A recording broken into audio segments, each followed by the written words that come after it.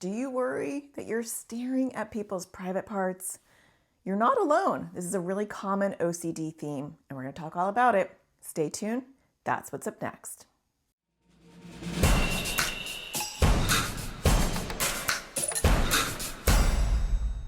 Hi, my name is Natasha Daniels. I'm a therapist and I make videos for people with anxiety or OCD.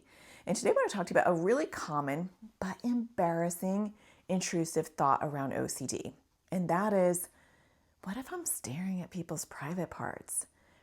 You might think you're the only person who has that struggle, but honestly, it's super common. Sometimes they even call it like staring OCD when you worry about where you're staring. I actually think this is more to do with moral OCD, which is having those intrusive thoughts that you're a bad person or you might be doing bad things, because normally underneath this fear or this thought is that you're going to be perceived or seen as doing something that's inappropriate. So let's talk about it. First of all, you're not alone. This is a common one, especially if you have moral OCD, the fear of being a bad person, turning into a bad person, or doing bad things. It likes to get stuck on these kind of themes, whether you are staring at things that are inappropriate, or it gets stuck on crushes or people that you may or may not like, or romance in general, it can get stuck on. So what do you do when you have this intrusive thought about where you're staring? The hard part is when you try not to stare at something, what do you think happens? You stare more. It's true.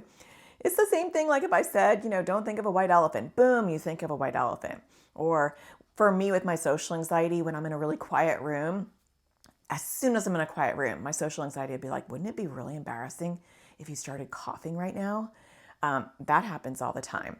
So, and of course, what happens, I feel the tickle in my throat, like a legitimate tickle that just randomly pops up and I have to cough.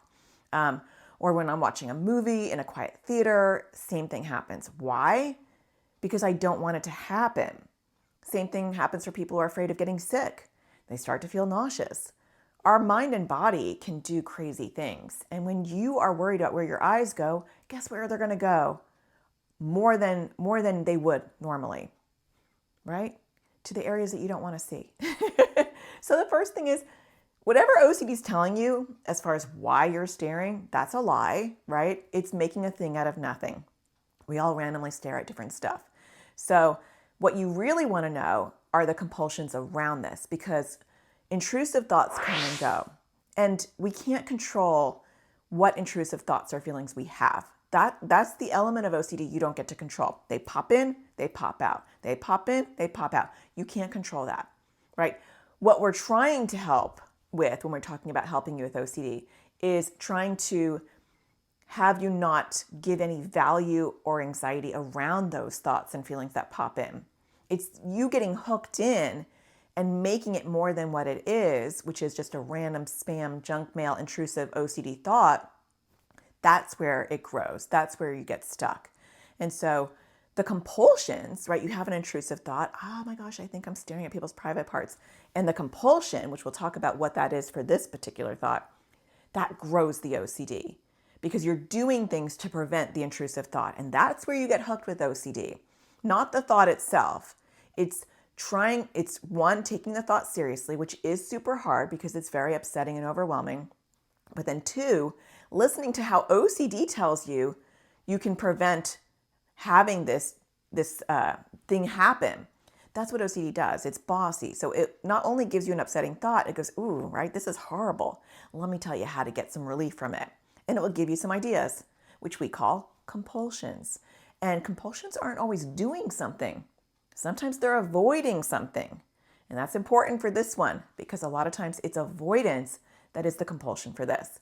So some common compulsions around the fear of staring at people's private parts include things like avoiding eye contact, so drastically reducing your eyes, like checking and monitoring where you're putting your eyes, almost like sensory motor OCD where you hyperfixate on your body.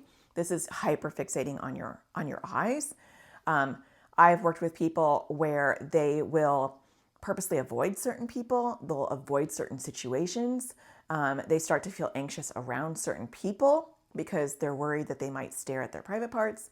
So a lot of avoidance of eye contact, avoidance of situations and environments, and then a lot of checking where are my eyes going? Oh, it went there. Why did it go there? How long was it on there? Sometimes mentally reviewing. Let me go back and think about the times where I've stared at people.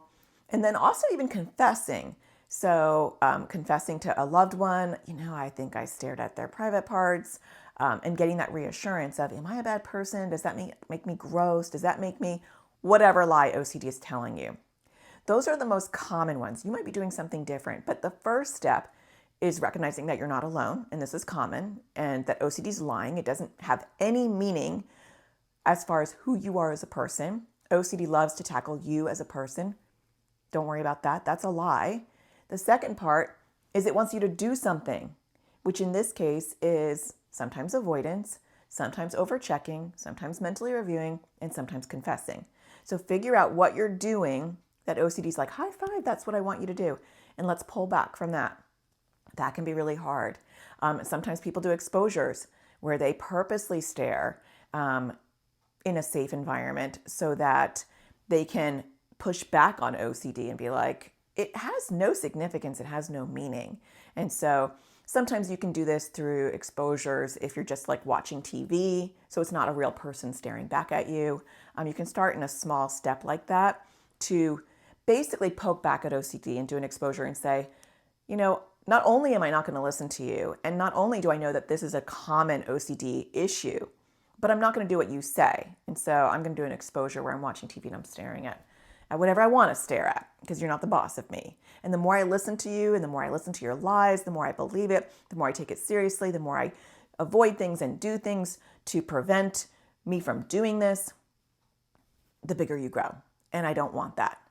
We will look at what we look at naturally, and when we don't hyperfixate, eventually that theme goes away, but it does take time and patience and practice. So be self-compassionate and know that this is common, and the more you hyper-focus on it, the bigger it grows. And it's so hard, but not getting hooked into OCD is the key. So I always want you to ask yourself, what does OCD want from me in this moment? What is OCD giving me as the solution? And that's your roadmap of what not to do. I hope that you find the sparkle in everything you do, and I'll talk to you again next Thursday. Take care.